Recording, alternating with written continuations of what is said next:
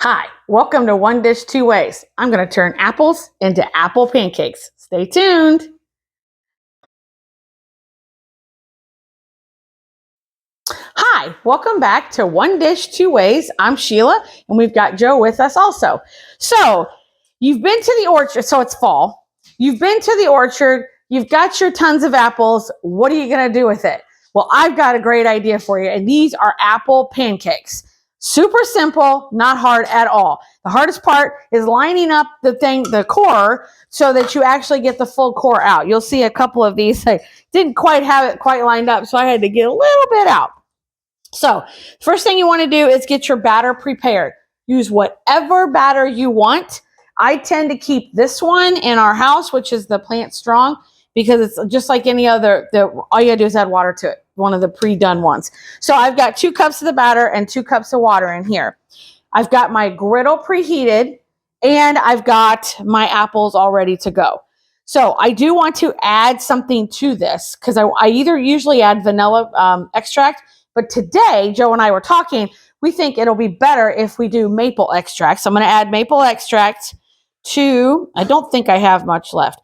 Never do more than a capful. You just eat the vanilla. The extracts can always be too much. So we've got that in there, and then of course some cinnamon. It's apples. So we're going to add some cinnamon. That's just really to taste, whatever you want to do. Now your batter, you want to make sure that it's not too thin. You want it thick enough to kind of hold on to the apples. Oh, it's ready for me to add. So you want to make, the other thing you want to make sure is your griddle is ready to go. Okay, so all that is mixed up. So now we're going to dip our apples. So we're going to put an apple in, smush it around a little bit, then knock some of the batter off of it, then lay it on your preheated griddle. So we're just going to keep doing this. This is a great one to do with your kids, with your grandkids, your kids. I mean, who doesn't love apples? And then, well, my mom doesn't like cooked apples, but I could make this for the rest of the family. Having a hard time holding on to this one. There you go. So you don't need to dip with your hands. Your fork will do all the work for you. And because you've got that hole in that apple, that would be perfect to dig it all out in. There you go. So yeah, you definitely want some batter on the apple, but not tons and tons, because you want that apple to cook some while the pancakes are cooking.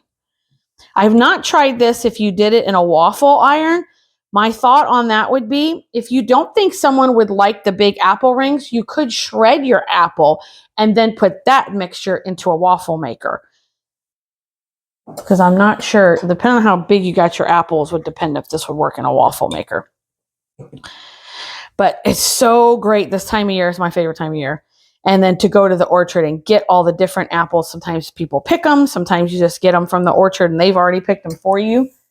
Oh, these are going to be so, so good. And it makes for a quick breakfast, especially if you've already got your batter ready to go. That's why I like to keep those batters in the fridge. In the cupboard. It definitely makes it a lot easier.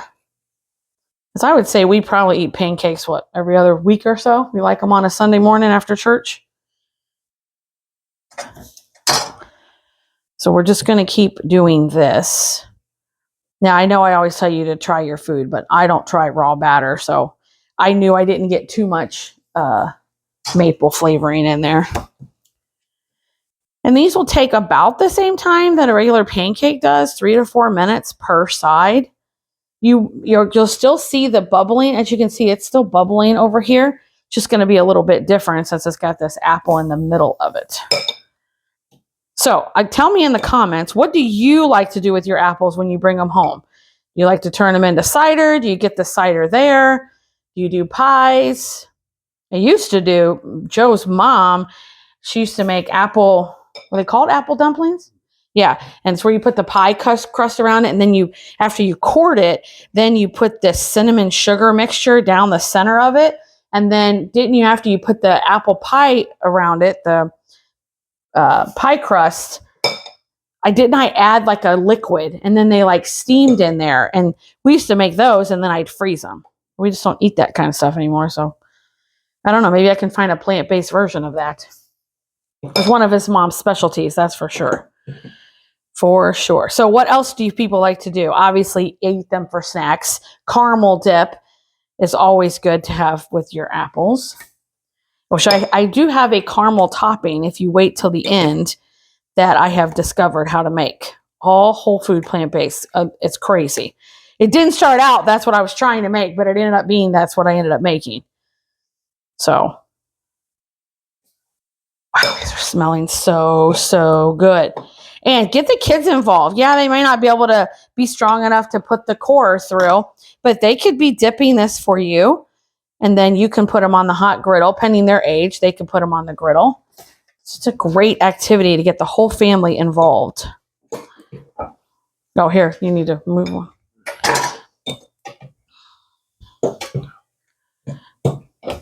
Thank you. Thank you, thank you. Yeah, obviously I'm going to have some batter left over. So I will either cut up more apple or I'll just make pancakes. The other thing, if you want to, and you don't want to go through the trouble of doing this, you could make regular pancakes and then make like an apple compote, like apples cooked with cinnamon and sugar and make them all gooey. And then they could be the topping for your pancake too. So many ideas of what you can do. So let's push that to the side. Okay. I'm sorry. I will, but we got this filled, so we'll do that after the video's over. So yeah, you see how these are just cooking up so nicely. Everything's looking good. So those were the first two I put on. So those would be 3 to 4 minutes per side. So we still need a little bit of time on all of these. So while we let some more of these cook, let's talk about how we're going to top these. So I think I've mentioned in a couple other previous videos that I took an online plant-based cooking class. And one of the things that they used as a sweetener without being actual sugar is they made date paste. But you could actually make the paste with other things besides just dates. But I happen to have dates, so that's what I did. So you just take your dates and you take the pit out and you soak them in water. So whatever, just put the dates in there, cover them with water, and they soak for like 3 to 4 hours. Then you take them out of the water, save that liquid because you might need it. And then put it in your food processor or your blender and you start blending that up. And if you need a little more liquid, use the liquid that was created when you soak the dates. And then it turns into this paste and you can use it from salad dressings to I've made a sweet and sour sauce with it for a stir fry. But when I was trying it, I told my husband, I was like, this tastes like caramel. So what I decided to do was add a little bit of vanilla paste to it. And now I've got this caramely sauce to go on the pancakes. And I had just a little bit of the date paste left, added a little bit of vanilla bean paste. Couldn't have been but a half teaspoon. And then I just warmed it up a little bit. If you need to thin it out, there's still a few chunks of the dates in here, but that's okay. So we're going to try that on one of the apple pancakes. And then we've got regular old pancake syrup or maple syrup for the other pancake. So we've got different options of how you can top it. Some kids may not even want, or some people don't even like syrup. So it would just be this. Other thing you could do is you could do like a cinnamon sugar mixture to go on top, kind of resemble like the infamous apple cider donuts. So these are looking phenomenal. And as Joe said, because I was asking him how much he would like, and he goes, well, doesn't matter, just make it all and then we can freeze them. And he's exactly right, because then you can just put them in your toaster oven. Don't think you could put them in your toaster, but you can put them in your toaster oven, your air fryer, and just heat them up for a very quick breakfast. So I think, honey, this one might be maybe a little bit more. So like I said, these might take closer to 4 minutes a side versus pancakes, which are like 2 to 3 minutes a side. And that's okay.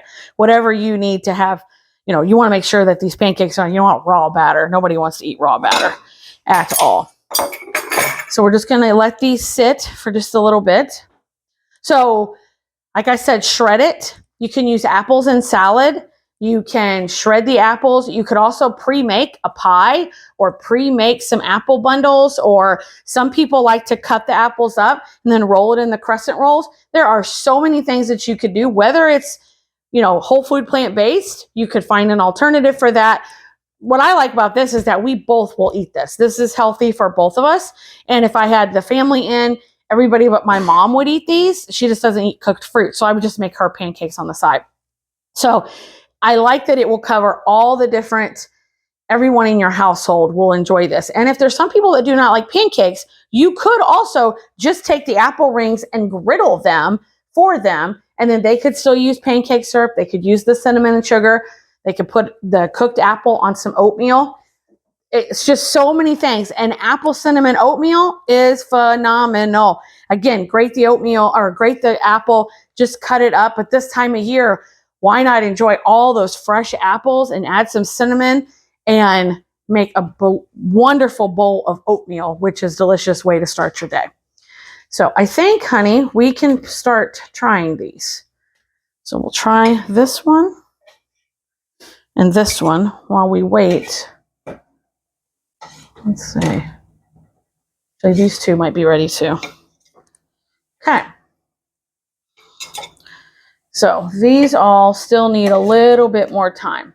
Yep, that one needs a little bit more time. Okay, you want to try? So let's do the paste on, or the caramely sauce on this one. And this one for me. And I will link in the description, since I didn't actually show you how to make the date paste, I will link something so you'll know what to do. But it is literally that simple. To make the date paste, and you can freeze the date paste. There's just so many things that you can do with it. And I've had this in the fridge for about 10 days and it was fine, but I knew I needed to use it. And that's why I wanted to make it into this caramely sauce. Because if it's good, my thought is it could go inside of the pancake when you make the pancake, when you cook the whole pancake and you make the drizzle. What do you think? It's good. It's just the apple needs that time to cook, to soften up. And I would definitely recommend maybe an extra couple minutes. Or I wonder if you couldn't pre-cook the apples. You think I should have cut the apples thinner? Mm-hmm. So maybe I cut the apples too thick, which is totally true. I don't know, though, if you pre-cook the apples, if they would just become mush. That's what I'd be worried about. Well, so these are live videos, everyone. And so you're learning just like we learn, because this is how you learn in the kitchen. You got to get in there and do it to find out what works and what doesn't. This is all delicious. Yeah, we could cook the apple a little bit more, but it's not like it's uneditable. You like the caramel? They're both good. I think the caramel just adds something different compared to the maple syrup. It's really good.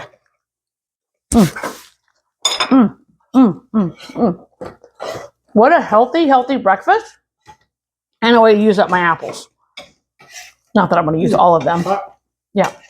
So now these are all done.